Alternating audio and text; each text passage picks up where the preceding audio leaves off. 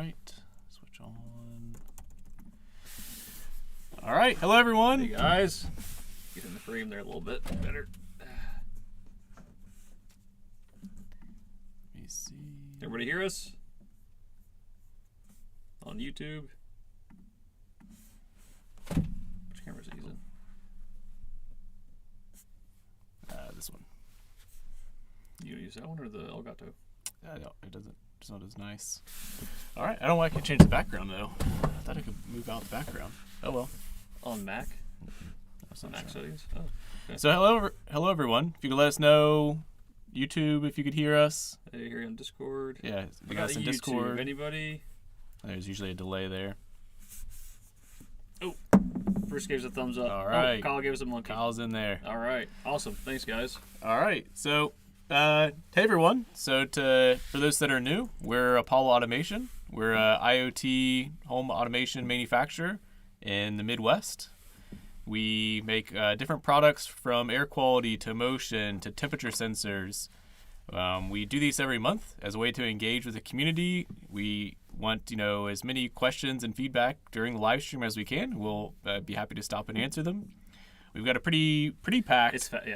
This It's is a pretty really full, yeah. probably one of the most exciting ones. We've got a lot of products. it's very We've been exciting. working very hard. So to start off, I'm Trevor. So Justin and I started the company. I run the product development side. And Yeah, I'm kind of in a transition right now. I mean, I was doing the day-to-day stuff, but then we actually hired a full-time operations director to kind of take over all the day-to-day stuff. So I'm helping more and more with product development. So it's been a lot of fun. Which is why we're able to get so much done rapidly. It's Kyle. He's in YouTube, I assume, over there. The longtime friend we brought on to help run day-to-day operations of the business as it was growing. And then, of course, we've also got Smart Home Sellout, Brandon. Yep. Down in Texas, that is running the support, the Discord, lots of other things there. It helps free us up a ton for product development. Yeah, really good support. Yeah, Really good support. all right, I see. We see. Keith's KBX. over on YouTube. Nice. Yeah. Got Keith Jesse on on Discord, KBX on YouTube. Yeah. That's pretty nice. Thanks, Jesse. YouTube. Cyberdog, all the Ben, all the OGs, all the new people. Thank you very much. Yep. All right, let me switch. I need the. Let's see. All right. So I was trying to pull up the agenda. Yeah. All right. So workshop updates. Justin, you want to take that? Yeah. So I know I've been promising an updated workshop tour video. We just got a bunch of shelving in. We're still organizing, still kind of getting things set up. Got a new robot in. Really cool. We'll talk about that a little bit too. Or is this already? Yeah. So actually, that's part of it. So we got a new Dorna TA robot, which is really exciting. It's going to help us flash our PCBs, which is one of the most labor-intensive skills, tasks that we have left, because we flash and test every PCB that comes in. So that'll be very helpful for that thing to be running. We plan on getting 2 of them. We have 1 for now. We're getting used to it, kind of learning the movements and stuff. Very cool. There is a video that we shared. I don't know if Brandon, if you can maybe share the video or a picture of it, but it's very cool. Really excited for that. We're actively changing our 3D printers from FDM to resin. We've actually got a blue case here if you want to go. I think we're going to talk about it later, but here's a sneak peek. So that'll be a fun case for stuff that's not going to really be public facing or facing in your house. So For a product we'll talk about later. Yep. So, but yeah, it's been going very well. Very, very fun being in our own space, kind of growing into it, learning what we do and don't need. But yeah, hopefully video coming soon after we get it cleaned up and a little more settled. Yeah. All right. Homey. Yeah. So yeah, we can hit that really quick. So we've been working on an app to integrate with Homey. It's been going on for a little while. We've got it's out in beta, so lots of people can go out there and use it. You can download it from their app store. It's free to use. Let your sensors still work locally on Homey. We're hoping to get that wrapped up. We're in the final stages of stuff, and then we'll get done there. So. Also, we do have Homey Pros and Homey Bridges and Homey Ethernet adapters. If someone's looking to get into smart homes outside of Home Assistant and Habitat and HomeSeer and those. It just we talked about it last time. We're now works with Home Assistant, or we're fully certified. I want to make sure I had the word right. Works with Home Assistant certified. 3 of our devices are. Yeah. Of course, most of our devices are made for ESP Home, thanks to Jesse and Keith and those guys. But we do also work with Homey as well. We can kind of roll right into smart home ecosystems. We've been working on, we talked about we're agnostic to, these smart home ecosystems. We love Home Assistant. That's where we started. That's our main, software. But we've been working with Habitat. We've been talking to those guys about getting our sensors to work with them. HomeSeer, we do actually have, thankful to a community member named Alex. He does a lot of their apps, so we've actually worked with them to make our app free for anybody if you're a HomeSeer user. OpenHab, I know you can. There's like a quick way to get our sensors connected to OpenHab, and then what else? Habitat, HomeSeer, OpenHab. Yeah. And then actually, Brandon made a really nice wiki article that shows all of the ecosystems that we currently work with or are actively working with. I think he's probably going to share it here pretty soon. Yes. So you can kind of see what we've been doing. Oh, that specifically looks like the HomeSeer plugin. So it's just been kind of fun learning about these other ecosystems that we didn't know about. So we just want to make sure that the sensors are available for everybody. What else? All right. I think it pretty much touches it. Yeah. Okay. We're going quick because there's a lot to do with product development later. Yeah. Resin Printing, Justin hit on it a little bit earlier. We've talked about it for quite a few live streams where we've been trying to get away from FDM printing, which is normal 3D printing, into some little bit nicer cases. We've been doing a lot of experimenting, really heavily, with resin 3D printing because that is going to give us the quality as well as the flexibility to change our sensors as we go. We're really, really happy with it. We showed this first blue one. It's kind of hard to see the amount of detail just doesn't show up how perfect this case looks. Blue is just a fun color we were doing. We'll stick with white for all of our normal sensors. And we're in the very final stage of trying to get the bulk printing aspect of it done, I believe. Really excited for that transition. Our source files will still be open. They'll still work with FDM printers. We'll just be throwing it to resin. And real quick, I forgot. We are doing a giveaway like every monthly live stream. I'm sure Brandon already posted a link, but I'll see. Let me post over in YouTube as well. I don't know if it works the same over there, but looks like Dad, Kristen, looks like a bunch of people are watching. So thank you guys. Appreciate it. All right, we'll go through upcoming events really quick. Oh yeah, so quick. Yeah, we've got a lot of fun events. We've got LANWAR coming up in July, which is a big gaming convention. We have a table there. We've been going for over a decade as gamers, but we're now sponsoring the event. We still game as well, but we'll be there if you want to come out, support LANWAR. It's been going for this is the 75th event. It's been going since the 90s, since old gateways and CRTs. So awesome event. Come on out. It's in Louisville, Kentucky. If you're anywhere close, people fly in from Seattle, Maine, all four corners, Florida. Then another big one is the CES of Europe called IFA Berlin. We'll be there in September, so really excited. I think the Home Assistant team, Homey, all those guys are going to be out there, so it'll be cool to get to see them again. And then I think we're actually planning on having a booth there. So yeah, we're part of a booth. Yeah, we're part of a booth. We've been talking with them. More on that to come. And then we actually have one that kind of snuck up on us. We had the Broadband Community Summit reach out to us. It's going to be in Houston, I think at the end of June 23rd to the 25th. We'll be there as one of the startup companies, and it's a big just IoT smart home convention in Houston, Texas. So actually won't be too far from Brandon, our support tech. And then I just found out about this 2 days ago. There's a Home Assistant meetup at the end of May 24th in Columbus, Ohio, which is 3 hours from us. So I think the TJ from HomeTech.fm podcast is the manager of that event. So it's going to be at a brewery downtown. I'm coming up. I'm bringing sensors. Is that the worldwide Home Assistant meetup day? It's one of the official worldwide Home Assistant meetup days. So I'm coming up. Trevor, unfortunately, he'll be out of town, but I'll be coming up, and I'll be bringing sensors. And I think he wants me to talk a little bit about the sensors and Home Assistant and that sort of thing. But if you're interested in going to one of those events, we went to a meetup at CES. Such a fun event to meet up with people. So there's thanks Brandon posted there. I believe there's meetups all across the world. Really cool way to connect with people around in your area that have the same hobbies and interests, and have some cool ideas for projects they're doing. And I'm sure some of the sites have Home Assistant crew and things like that throughout the world. So I think that's pretty much it for upcoming events, right? All right. Okay. We got a bunch of time here for product development because it's been very active. Yeah, and be asking questions. We got time. Don't be afraid. Yeah, lots of questions for this one. So, parking sensor.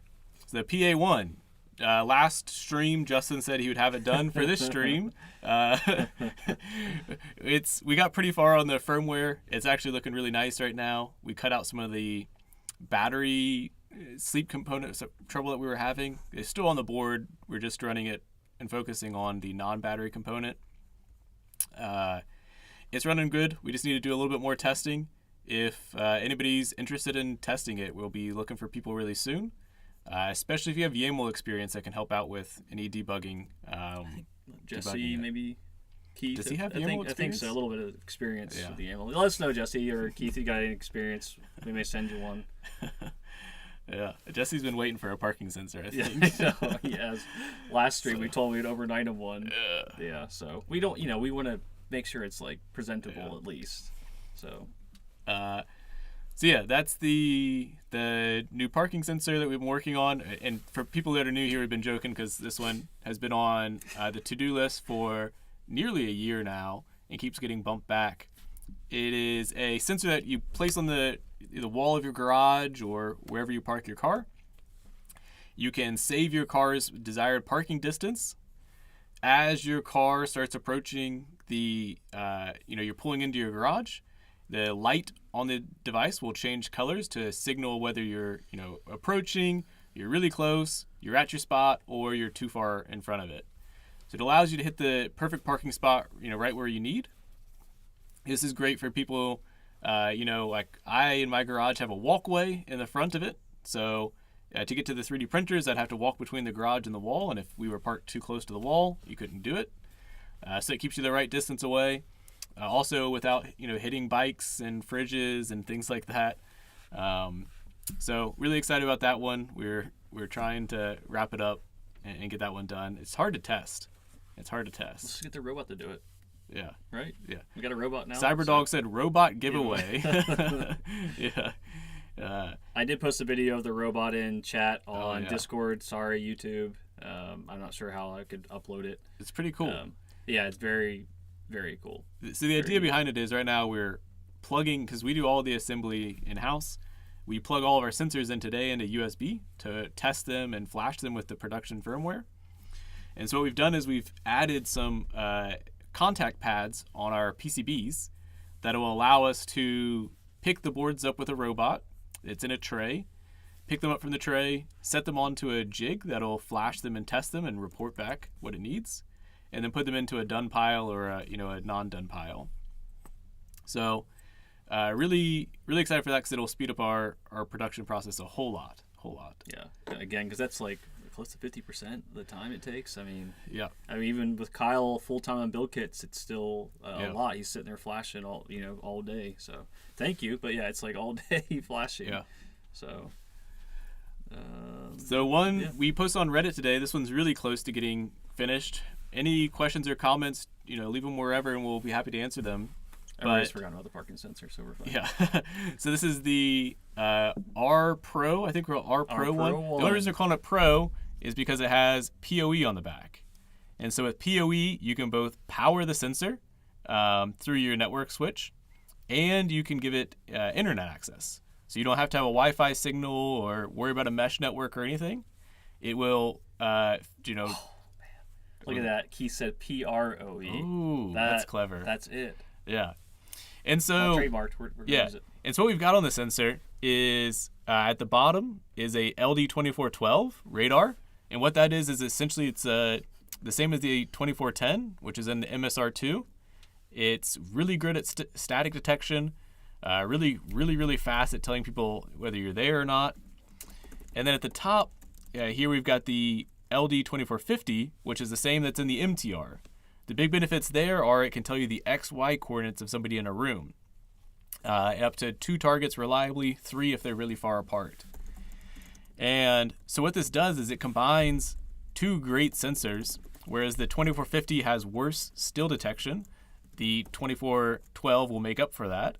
And where the 2412 just tells you whether somebody's in the room or not, the 2450 will tell you exactly where they're at. Are they on the couch? Are they at the TV? Where are they at? Really excited about it. It's got a buzzer, a RGB LEDs, a lux and UV sensor, and then our normal expansion port on the back that'll allow things like a CO2 module, pressure sensor, whatever we want to make in the future can be added to the sensor as well. Yeah, the GPIO header, Yeah. which is cool. I mean, it's it took a lot of convincing, but thank you guys for your comments because Trevor didn't want to really put it all in there. But I think when we posted last time, we saw so many comments of people saying, "I just want it. I don't care. Put it all on there." So thank you. Yeah. So And grab the mounts. That's the best part. Yeah, the mounts are really cool. So we've got really cool mounting options with this. So because it's now PoE, that enables ceiling and wall mounting, which is such a clean way to mount the sensor. Oh yeah. And so we'll also be having, these are old work, which means you can apply them after your house is built. We should tighten these down. There we go. That's the wrong way, but you can still see the springs. Yeah. Spring mounted, what do you call this? Like a project box or electrical something? Yeah. I forget the name of it. But essentially, you would drill a hole in your ceiling. You can put this up there. It's spring loaded to hold it in the ceiling.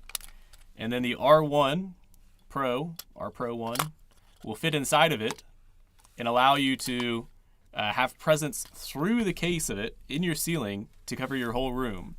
The LEDs also show through it. The buzzer you can hear through it. And really clean way to mount this up in your ceiling. And then we don't have one in here, but for gang boxes, which are in the wall. Mm-hmm. So this will also fit. We have a mount here that will slide over the top. If I can get it on while doing this live. I don't know that I can. Yeah. So this little hat pops on the top, but there's one for the bottom as well. And that now will screw into a both US and European gang box. And mount it behind your faceplate in the wall so that you can still power over Ethernet. And again, you'll have no visibility to the sensor. It'll be a faceplate in front of it to go through and show that. Ooh, Jesse, what about NZ? So send me a link to an NZ electrical box. I'll buy one and test. I think the EU hobby box, or they call it a back box. I mean, I don't know if you can get much smaller than that. The EU box was really tiny. It is a lot of work to get it to fit in that size. Yeah. Real quick, Ben was asking, kind of going back, was can you set up zones like the MTR and have confirmation that you're there? Yeah, with the 2412. I think you talked about it. He was asking if you can have both the zones and the zone section. Yeah, that's the beauty. Yeah. So with the sensor, you can run both sensors, the motion sensors, at the same time. And so it means you can have the zone detection from the 2450, which is the MTR sensor, or you can have the presence and still detection from the 2412, which is our MSR2 comparison. So really, it really allows both things, lots of flexibility and all that. So Jesse says it's a US one, but upside down. Yeah, if it's the US size, then it'll fit. We'll try to find one so we can make sure the mount works. The European EU box we got was tiny, and we had to do a lot of work to get it to condense the PCB to fit inside of that. So as long as it's larger, we'll be good. Let's try to see. I think we missed some questions here. Let's see. Yeah. So does the ceiling mount have a cover for the attic side with an access hole for the cable? Might help prevent insulation falling through. That's a really good idea. If you put this up there and you want to protect the one side of the PCB, we should definitely look at that, because I could make the housing wrap around. Yeah, that's actually a really clever idea, and I think we can do that. And then pseudo-random, did you see this question he was asking about how would ceiling mounting work for like the XY coordinates? Yeah. One of those sensors reports that. Yes. For the XY coordinates, I'll have to set one up to refresh my memory. I think it still works. It just depends on the sensor's orientation, which is your X and which is your Y. Yeah. And then your Z now is like how far are they off the ground for the motion. We have if Brandon, can you post the wiki of like the getting started, the tips, like getting started tips for the 2450? It'll give you a visual of the cone, like the 120-degree cone, and it actually has a visualization of if it looking down from the ceiling. Yeah, DigiBlur's got a... This is MSR2? Yeah, nice MSR2. Beautiful. Good to see you, Travis. He's calling it old, though, so... Not yet. Brandon said, what the heck? Yes, so we got some pictures posted on there. What is it exactly? It's like a Keystone USB-C. Yeah, USB-C. Okay. Awesome. Is that our 90-degree? Yeah, the 90-degree. Oh, there you go. This is a better picture. That's awesome. Oh, yeah. So you'll be able to put it inside of the box, Travis, and it'll fit inside of there without sticking out at all. Go right through the faceplate. Really, the MSR2 is small enough to fit inside the box, but I don't know as far as like Mounting, how it's powering or mounting, how that works. For those that don't know, Travis or DigiBlur on here, it's got a great YouTube channel. Really honest reviews. Tells you how it is. Which is what we want and need to actually make good products. Yeah, I'll definitely check this out, Jesse. So yeah, really excited about the R1. We, this one works perfectly fine that we've got here. We are very excited that we were able to source a 90-degree Ethernet port, which is very hard to find. So it works with that. It's really, really seamless to mount. We will be launching it really soon. We've got a product page on our website. You can go sign up for it if you're interested, and we'll notify you when it's available. Really, really interested. Mike said, can you do a ceiling mount for the Air One?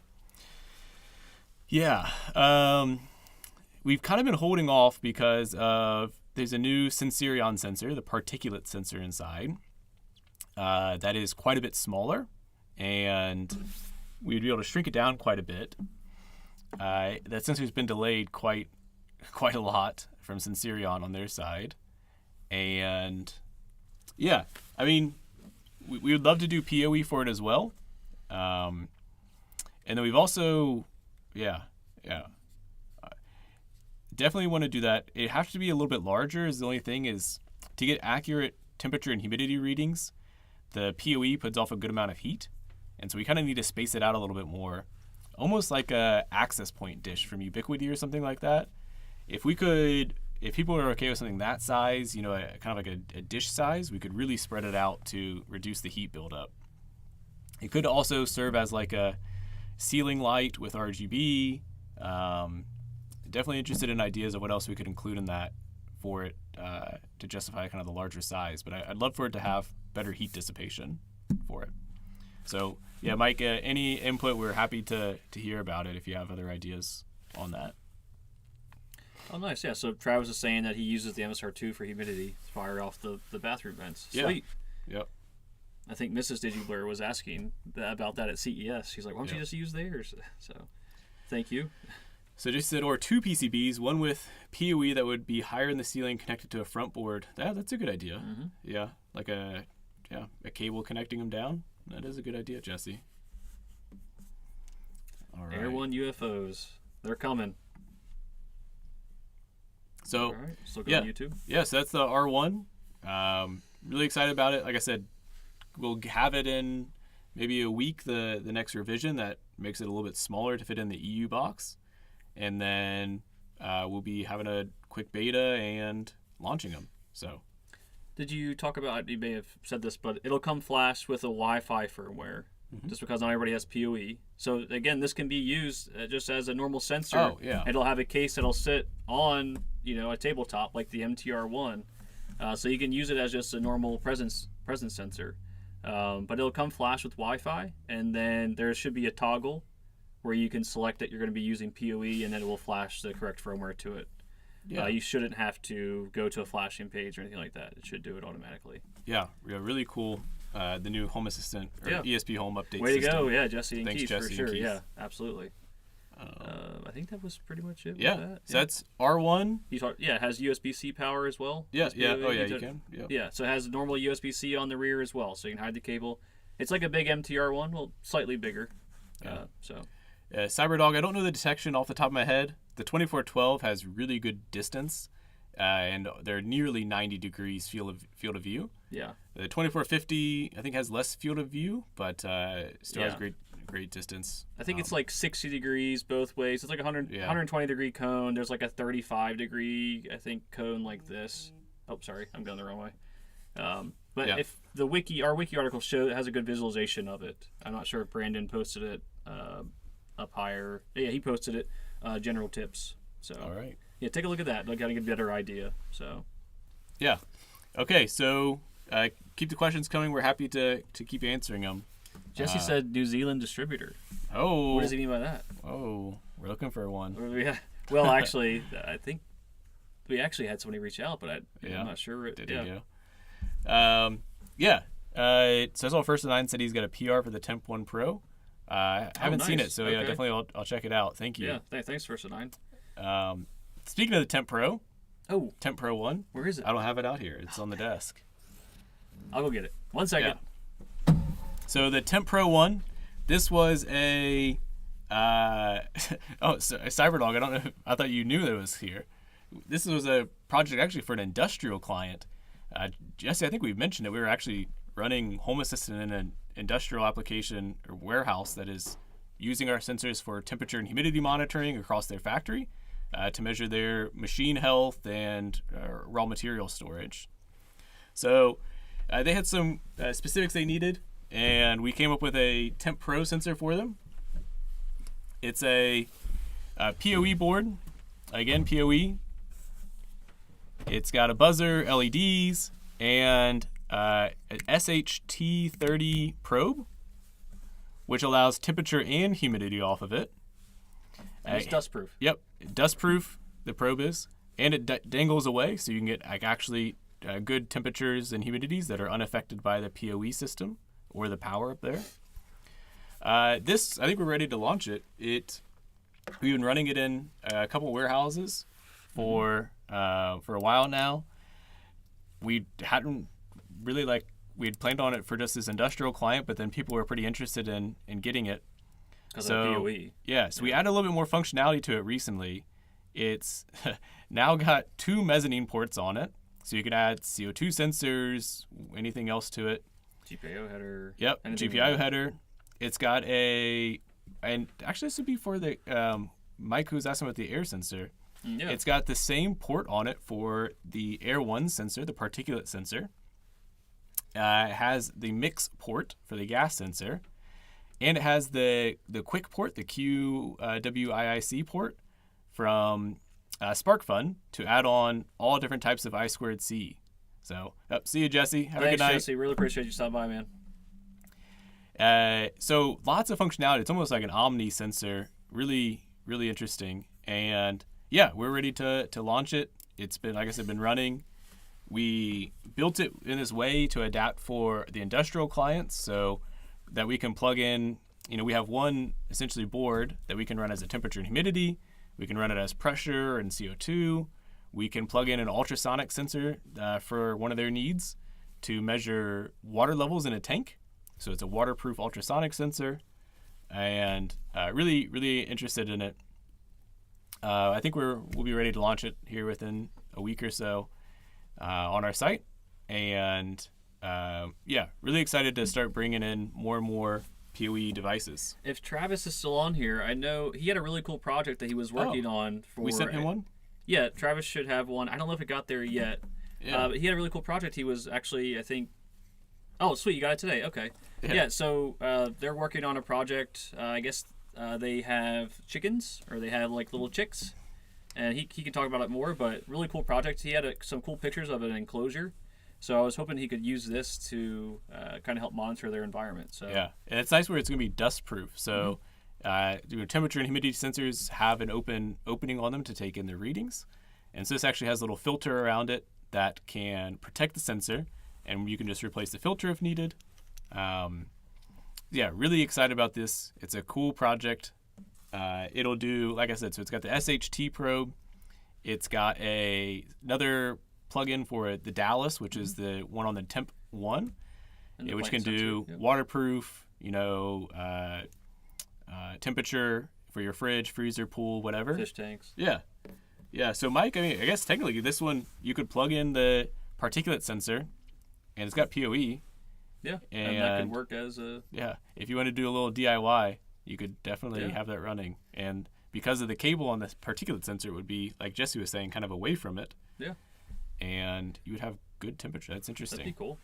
Oh, yeah, Travis, it looks like he posted the picture of the little station. Yeah. So that's pretty cool. Like an egg incubator. Yeah, it's like an incubator. So that's cool. What kind of chickens? You got any pictures of them hatched, Travis? Send it on over. Yeah. Yeah, Brandon posted a picture of it in an actual case, the Temp Pro. Yeah, really, really interested in this.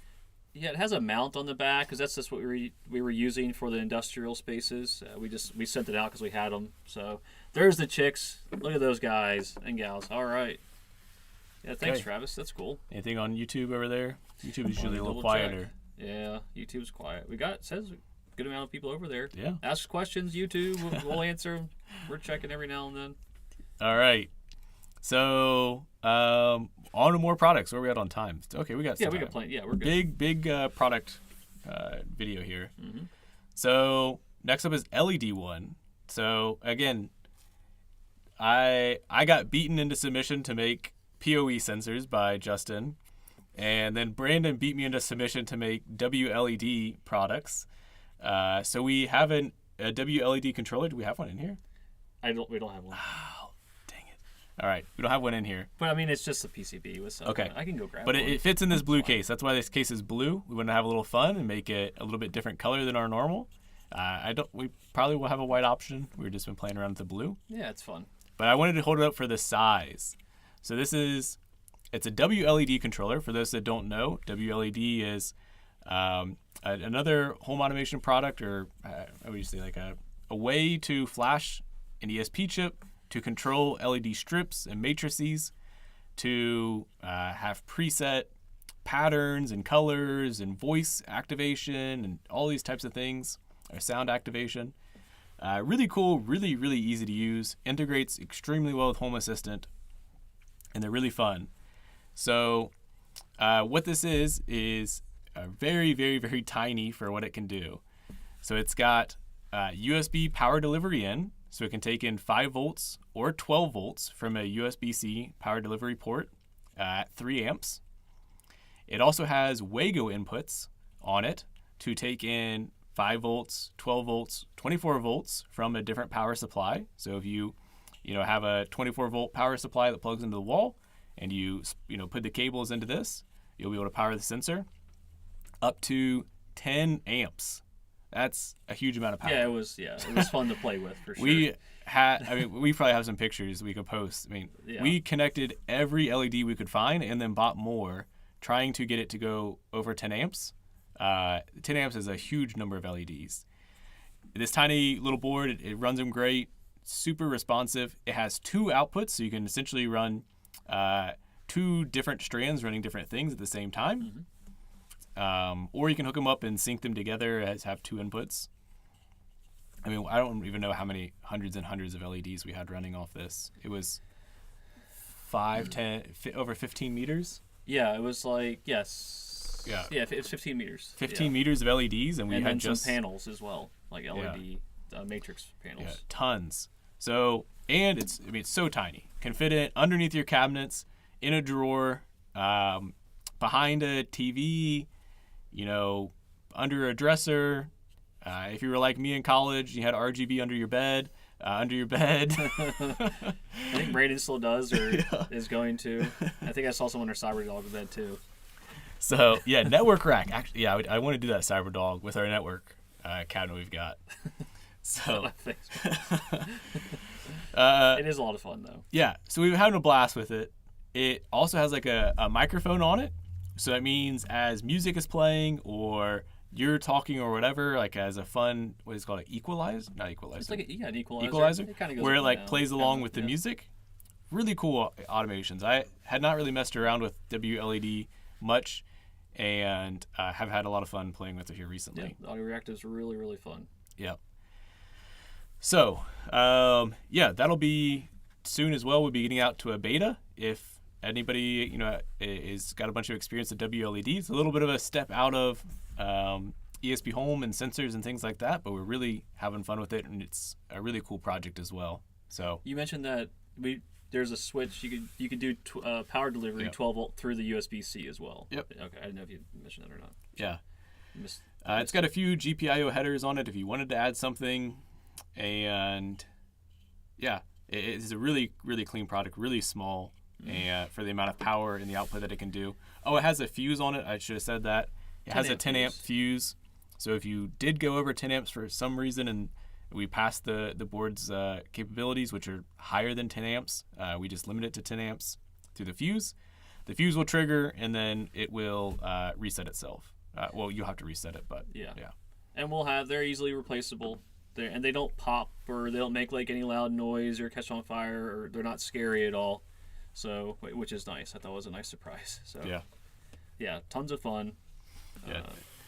CyberDog 10 amps is a lot, especially when you're running it at 24 volts. We had 300 watts running through this board. It was, which is an insane amount of power. We turned all the lights off and like closed the curtains, and it was like daylight in here. And the cool thing is you can run like the FCOB, like the nice warm whites. So like my wife doesn't like LED light, doesn't like bright daylight. She likes like nice warm, like soft warm white. So you could use them. They would be, I think, like home factor approved, or like Yeah. All right. So that's LED 1. We'll have it up on our site soon. We should have product pages released so people can go sign up for them. But yeah, really excited about that. We'll have the final board in 2 more days, I think 2 or 3 more days. It's coming up. We'll send it out to beta testers, and then it'll be up on our site available for everybody. Let's skip that and go to M. Skip what? We'll come back to Pump. We'll go to M. Oh. Because it's in line with the same theme. Is it in line? Yeah. This thing right here? This has been so much fun. Ooh. Wow. Look at that. So this is a 64 by 64 LED panel, which is 4,096 pixels. 4,096 pixels.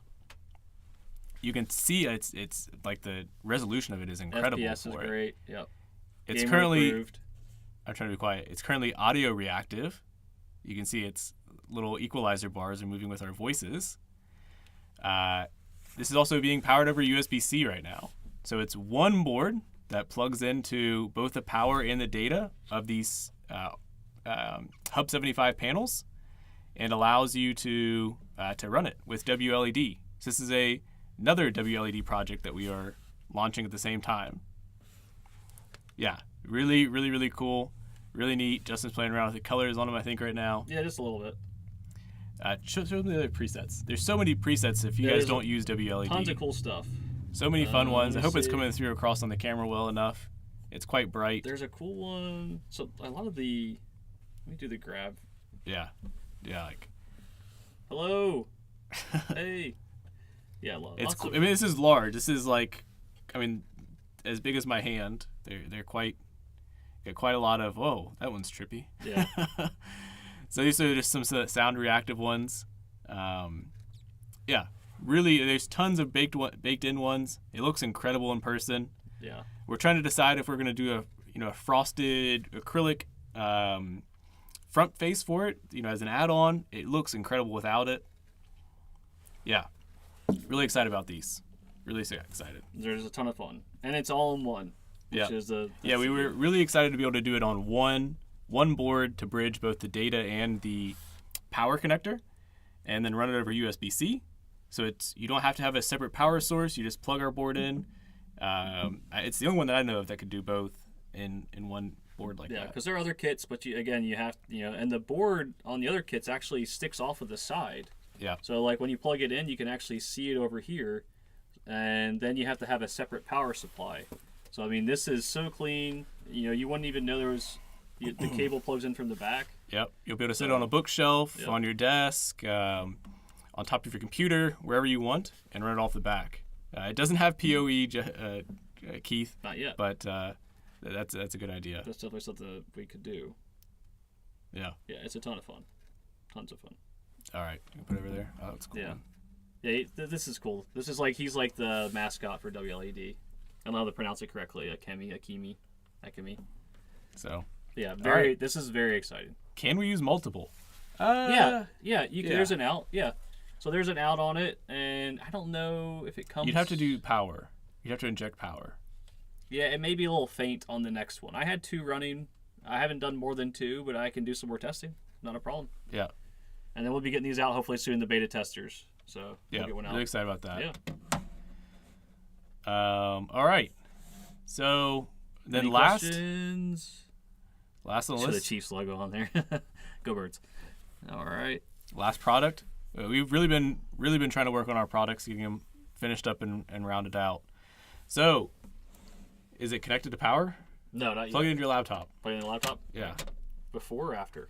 You can do it before. Okay. Because I can turn it on. I mean, they've seen this one before, though. It's like... They've not seen it run, though. Yeah, they have. Have they? Yeah, they've seen it run. Right. So, we've been working on the pump. Don't mind the tubes. They will be a little bit hidden better. But we decided on a design with the pump at the bottom to hold it on there better. Okay, so pump 1.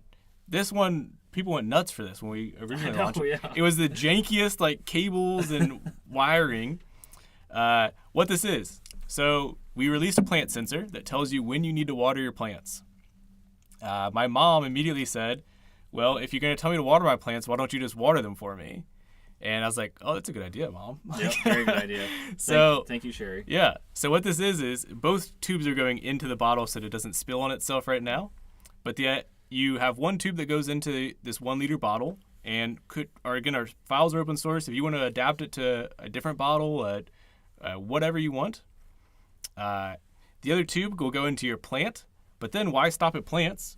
You can put it into your dog's water bowl, your a fish tank for automatic top off, a coffee. Yeah, your Keurig.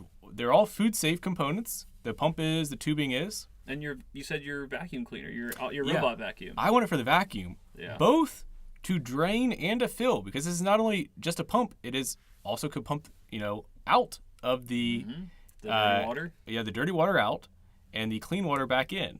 So very, very excited for this. Are you pumped? Yes. As you can tell, Keith, I am pumped. Everybody's pumped. Yeah. So we decided we were trying to mount the pump up top to make the tubes a little bit cleaner. It looked awful, and just kind of decided on putting the pump at the bottom. There's also, and again, there's more, there's a water level sensor in the bottom. So when your pump runs out of water, it'll notify you in Home Assistant. And if you had a second pump, you could then refill your first pump.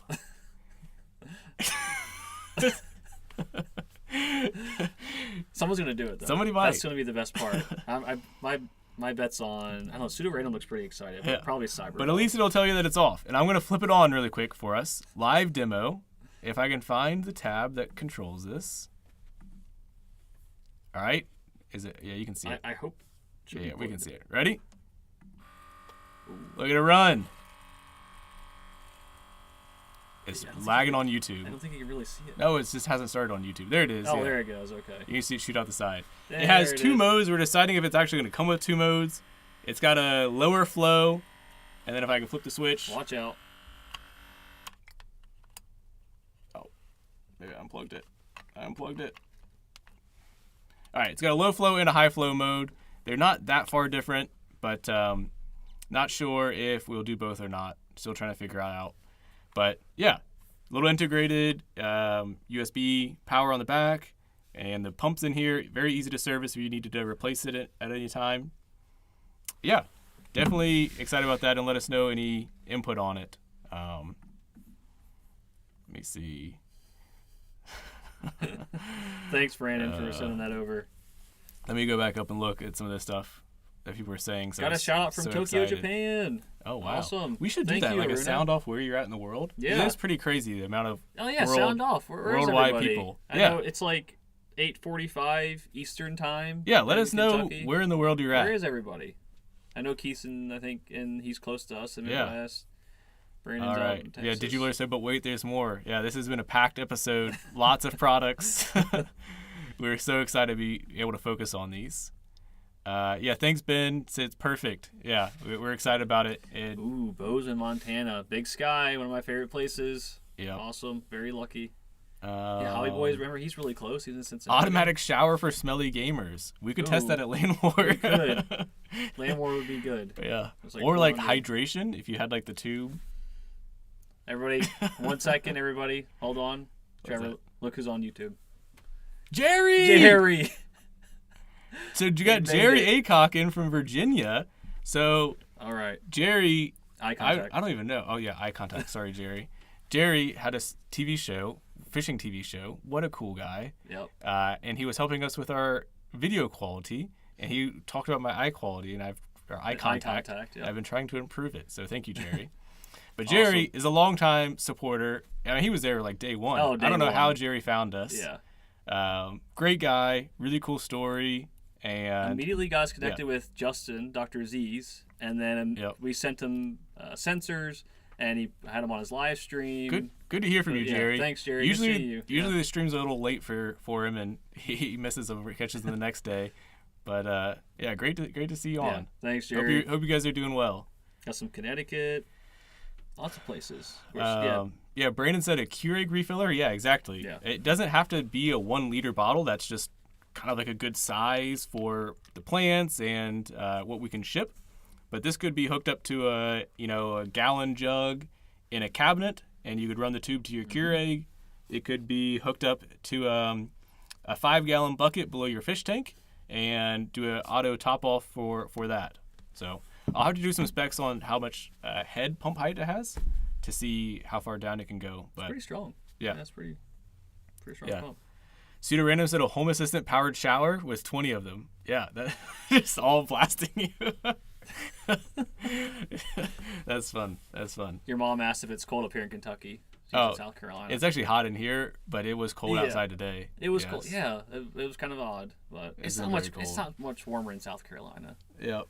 But pumpception. Yeah, one pump feeding another pump feeding another. Yeah. You could you could fill it up like once a decade. Oh yeah. If you had enough. Yep. All right. Let's see. Thanks, Brandon. Gonna water his lawn with these. All right, and coming in from Nebraska. There you go. Need a lot of them. That's right. Sour Dog is out there. Missouri. Hobby Boy. Hey, Hobby Boy. Yeah. Up in Cincinnati. Yeah, he's close. Yeah. Travis is in Louisiana, down in Baton Rouge, I think, down there. Below sea Chicago, level. Arizona. Yep. Yeah. Snowing in Big Sky. Let's go, Justin. Let's go. Seriously. We've been trying to make it out there. I want to go to Big Sky so bad. But, haven't made it.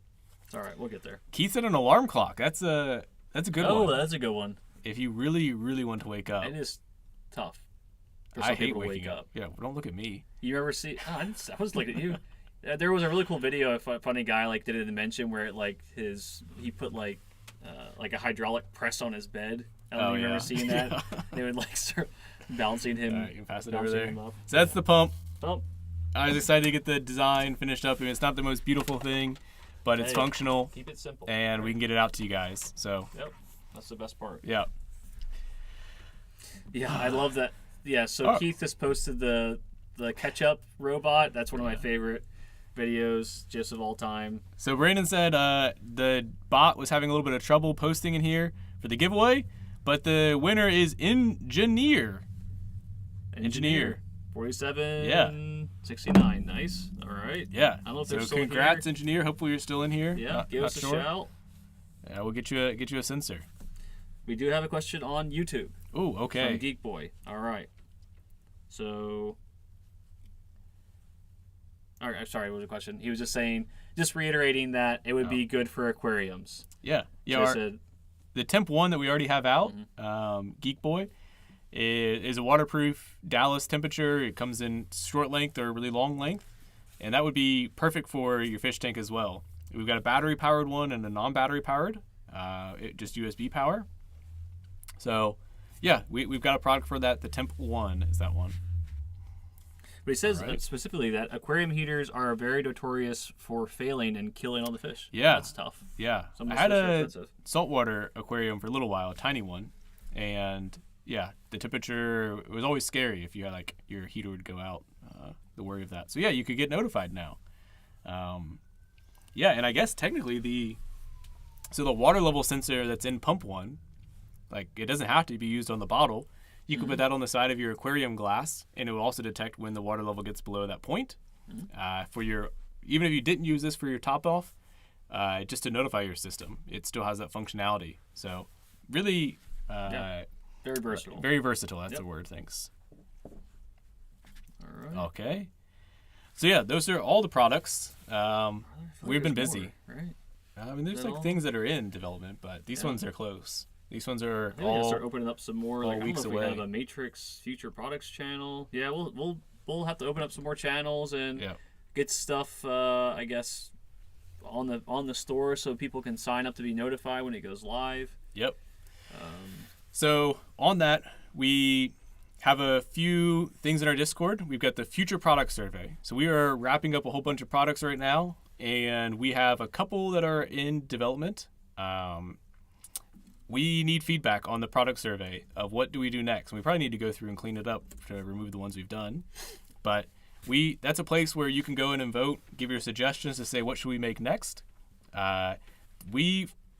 Drives almost all of our sensor development is picking from the top of those and then going through and making them. So if you want to give input, give it on that survey for us. A few other things. We've got a couple roles in our Discord. The beta role. If you want to be a part of our beta firmware, so that's early updates to test things out, take that role. And then feedback squad. That one's really fun because it's about hardware. So we do have design decisions all the time. Should we do 10 amps? Should we have a resettable fuse or a replaceable fuse? Those types of questions. And we always like to kick those out to the feedback squad and the specific product development channels in here to get your input. So if you want to be pinged, whenever we have a question like that, to give some input or to see what we're talking about, make sure you grab the feedback squad role. And let's see. I think that's the ending of it. Where did we finish on time?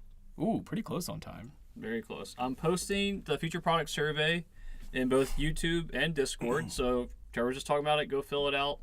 Let us know what to do. And if you're confused about the roles or how to get them, just ask in general. Like Brandon was saying, Smart Home Sellout, he's fantastic. Always happy to help. And also, real quick, we recently updated, since we hired Kyle and we have like 2 part-timers and 2 full-timers now, we have updated our team page so you can see like who's actually working at Apollo. Please go look at Brandon's picture. There is a sweet jet ski in the background. Please go look at it. It'll definitely make you smile. You can't not smile while it's awesome. Like looking at a jet ski or riding one. Yeah. Please go take a look at it. Yeah, we asked the team for professional pictures, and we got a nice, suit one from Justin and Kyle. Kyle's got a suit on. Kyle's got a dress on. And then Brandon shoots in this Kenny Powers, yeah. purple, cheetah print, I love it though. Like, it's awesome. We don't have jet skis, and we're just jealous. Yeah, I'm just really jealous. Yeah. No, but he's out there because plus it's warm enough for him to be using it. It was 50 degrees here. It's probably 80 or 90 degrees down there. So. Yeah, but that's a wrap on our agenda. We're happy to take any questions that you guys have that keep coming in. We always appreciate everybody stopping in for the live stream. It's a blast. It's always great to be able to talk to everyone on here, interact with the community. It really, drives product development and what we do as a company. And it's been a really good time. Yeah. So we wouldn't be here without you guys. So we really appreciate that. Yeah. Yeah, lots of good surprises. Yep. Keith and Jesse say it all the time too. Like, no community, no us. So, Yeah. I mean, it's so true. It's been very inviting. Oh, I should say, are we allowed to say the podcast we were just on? Yeah.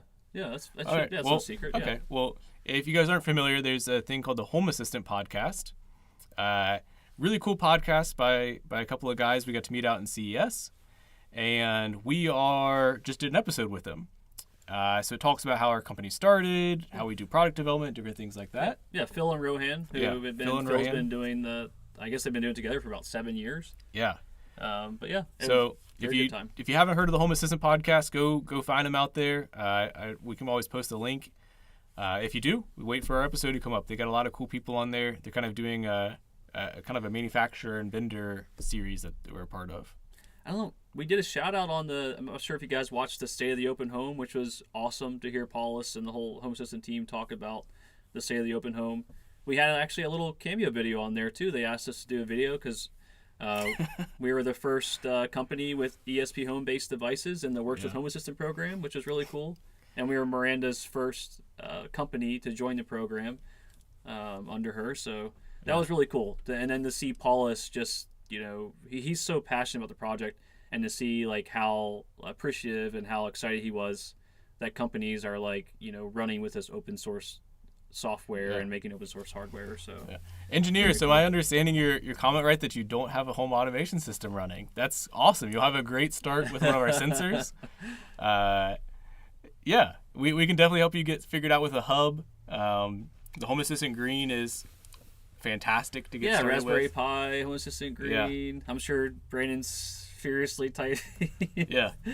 So that's Travis was just on it too. I watched that. Listen, watched your episode, Travis. It was great. They've got Jimmy from like Automated House or Smart Automated House. The HomeTech.fm podcast. One of the guys, Gavin's been on there. Missy, they do like a bunch of different series of like vendors and community members and actual Home Assistant employees. Yeah. So That's pretty cocool. Engineer got it. He's just getting into home automation. Yeah. We're going to be one of his first sensors. Well, this happens all the time. Like, people buy our sensors, and then we're like, oh, like, you use it with Home Assistant, and they're like, what's Home Assistant? And we're like, oh. Which is great. I mean, I'm not sure if you guys have seen the numbers, but, in January at CES, they were around 1 million users, and then they just announced at the State of the Open Home that they're around 2 million users. Yeah. Which is awesome to see it grow. Welcome to the Home Automation Hobby Engineer. Welcome.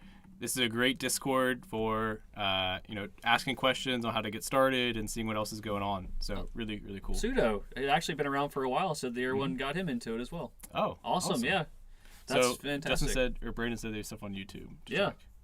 Okay. Oh, it was the comment from your mom that. We read those, Brandon. Yeah, let's see, and then the fish tank. Anything else on YouTube, everybody? Send us. All right. Send us questions.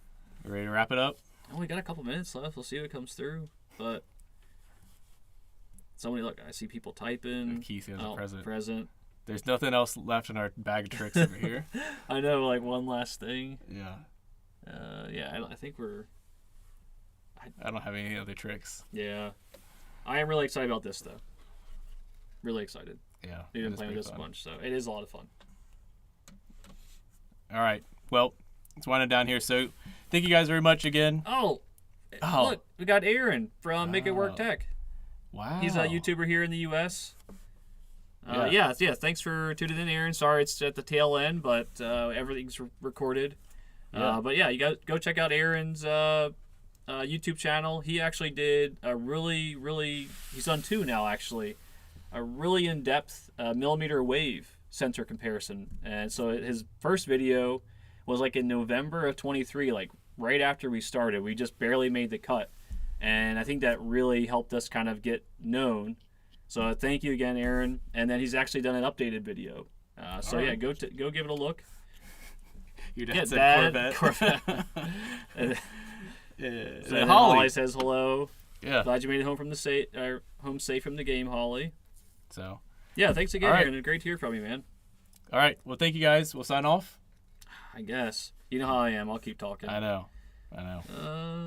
I think that's it. Yeah. It looks like Brandon did share Aaron's channel in YouTube. Yeah. So.